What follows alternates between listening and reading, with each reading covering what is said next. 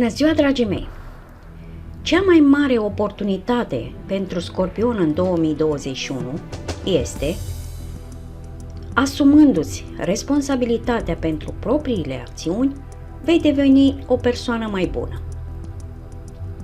În 2021 vei avea succes datorită muncii grele, răbdării și angajamentului.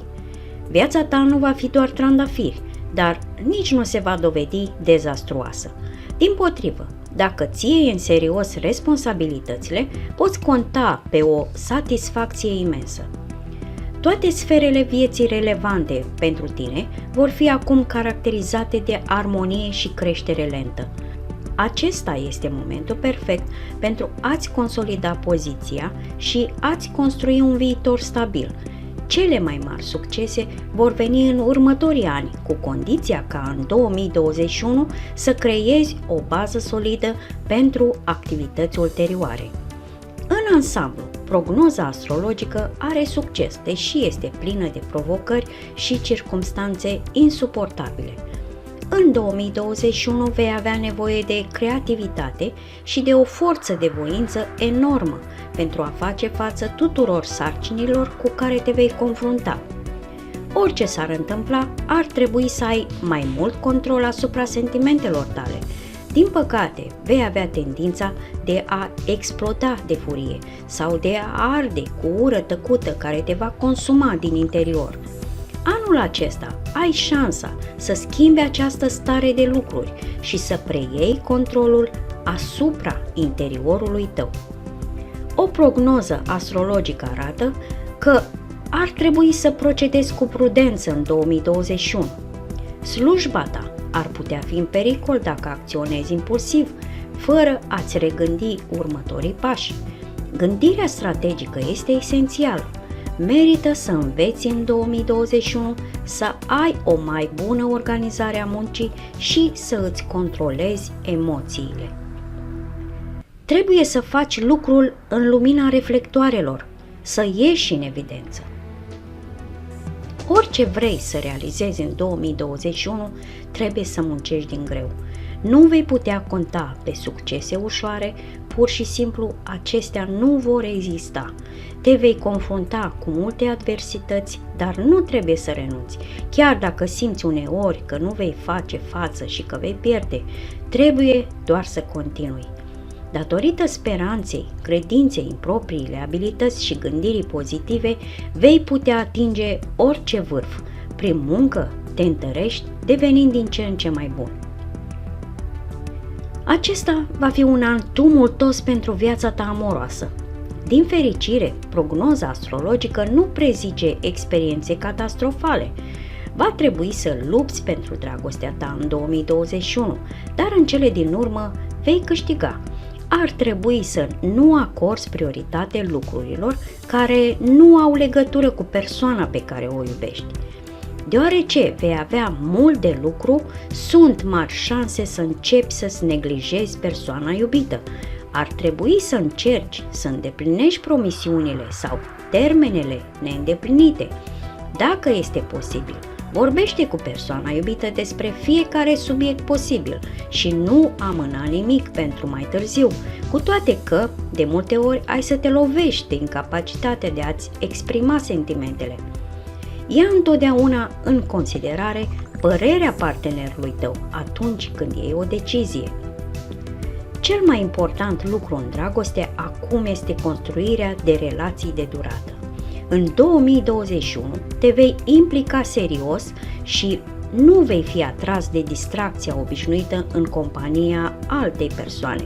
Prioritatea ta va fi o relație stabilă și chiar căsătoria, dacă aceasta este în conformitate cu opiniile tale despre viață. La urma urmei, există o mare probabilitate ca legăturile de dragoste care vor apărea în viața ta acum să se dovedească a fi unele dintre cele mai puternice pe care le-ai experimentat vreodată. Dacă ești singur, cu siguranță că în 2021 vei cocheta mult, vei întâlni mulți oameni care îți vor trezi interesul. Din păcate, niciuna dintre aceste relații nu va fi ușoară. Va trebui să-ți demonstrezi valoarea dacă dorești să stabilești o relație mai durabilă. Merită să încerci să stabilizezi situația financiară în acest an. Din păcate, nu va fi atât de ușor pe cât pare. În 2021 vei găsi provocări la fiecare pas, care îți vor complica în mod eficient toate activitățile. În cazul finanțelor, lucrurile vor continua ca și în decembrie. De îndată ce apare oportunitatea, ar trebui să te concentrezi pe elaborarea planurilor de investiții pe termen lung. Lasă banii să lucreze pentru tine, nu tu pentru ei. Este adevărat că în acest fel nu vei vedea profiturile rapid, dar măcar viitorul tău va fi asigurat. Chiar dacă ești încă departe de pensionare, merită să te îngrijești de acum. Economisește orice sumă pe care nu trebuie să o cheltuiești imediat pentru viața actuală și evită să iei împrumuturi, deoarece sunt prost aspectate. Din când în când vei simți un impuls irezistibil de a face cheltuieli mai serioase. Ofertele din magazinele online vor fi foarte tentante pentru tine, dar oare este o idee bună să cheltuiești bani acum? În 2021 ar trebui să economisești în primul rând. Cât privește cariera în 2021, va fi o provocare imensă. Deci, vei avea șanse mari de succes, va trebui să arăți o determinare reală pentru a depăși toate adversitățile și concurenții. Din fericire, experiența ta te va ajuta chiar și în cele mai dificile proiecte. Încearcă să te implici în lucrări de îmbunătățire a structurii organizatorice a companiei. Încearcă să îți dezvolți abilitățile cât mai mult posibil și nu încerca să insiști pentru o mărire de salariu pentru că nu este un moment bun acum. Prognoza astrologică relevă relația carierei tale cu călătoriile în străinătate. Poate că este vorba despre stabilirea cooperării cu companii situate în alte țări sau poate doar despre călătorii de instruire care nu pot fi efectuate în țară. În 2021 vei experimenta multe când vine vorba de viața profesională. O mulțime de responsabilități vor ateriza pe umerii tăi, așa că te vei simți adesea obosit și chiar descuraja complet. Munca grea nu este ceva plăcut, așa că vei căuta întotdeauna o oportunitate de odihnă. Dacă îți cauți de muncă, nu este exclus să găsești, dar procesul de recrutare se va dovedi a fi un adevărat coșmar. Dacă dorești să obții o slujbă foarte bună în 2021, va trebui să faci tot posibilul de la bun început, poate mai mult decât orice altceva. Viața de familie în 2021 va fi instabilă. Relațiile cu cei dragi vor intra într-o fază nefavorabilă și nu vei putea face prea multe pentru asta. Totuși, ar trebui să încerci să aloci suficient timp celor dragi, să nu renunți la întâlnirile cu rudele îndepărtate și chiar să încerci să rezolvi în mod regulat orice conflicte. Mai presus de toate, ar trebui să ai grijă de bunăstarea celor mai în vârstă membri ai familiei, deoarece acesta este cel mai greu an de acum încolo. Desigur, ai capacitatea de a corecta situația, dar inițiativa trebuie să vină de la tine. Nu lăsa pe nimeni altcineva să-ți ușureze lucrurile. Aproape fiecare conversație serioasă, de care depinde soarta întregii familii, va începe cu argumente dureroase, care pot descuraja în mod eficient orice mediere. În 2021 ar trebui să arăți o duritate mentală mare. În caz contrar, vei începe să fugi de acasă și să te arunci în sarcini profesionale. Din păcate, aceasta nu este o soluție bună, deoarece vei slăbi și mai mult legăturile dintre familie. Din păcate, în general, sănătatea nu va fi întotdeauna bună. O mulțime de muncă și stres îți va slăbi imunitatea, astfel încât organismul va fi expus infecțiilor și nu numai la cele inofensive. În 2021 trebuie să ai grijă de tine însuți.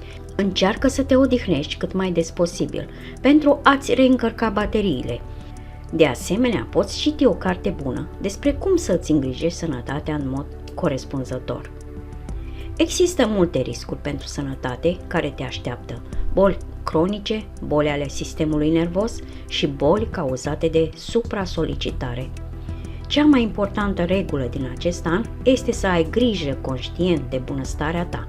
Nu te baza pe noroc și verifică-ți în mod regulat sănătatea și urmează întotdeauna recomandările medicilor.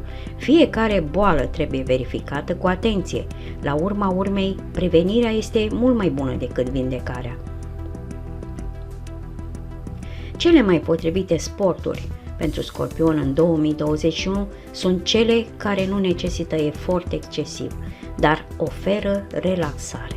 Yoga vine în mod natural, dar și golful sau mersul pe jos. Aceasta din urmă va funcționa cel mai bine dacă vei merge prin pădure. În concluzie, orice vrei să obții în anul 2021, trebuie să ai răbdare. Abordează-ți toate îndatoririle care ți-au fost încredințate cu un angajament 100%. Acțiunile tale ar trebui să fie caracterizate de integritate și determinare. Lucrează de parcă sarcinile tale sunt cele mai importante din lume.